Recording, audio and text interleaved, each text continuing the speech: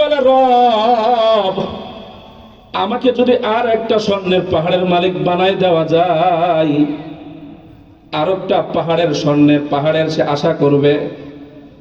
3টা বিল্ডিং এর মালিক যখন হয়ে যায়, সে আবার চিন্তা করে আর একটা যদি বিল্ডিং এর মালিক হতে পারতাম, আর একটা জমির মালিক যদি হতে পারতাম, আর একটা মার্কেটের যদি মালিক হতে পারতাম, আল্লাহ তাআলা ঠিকই তাকে আরেকটা মালিক বানাই দিবে।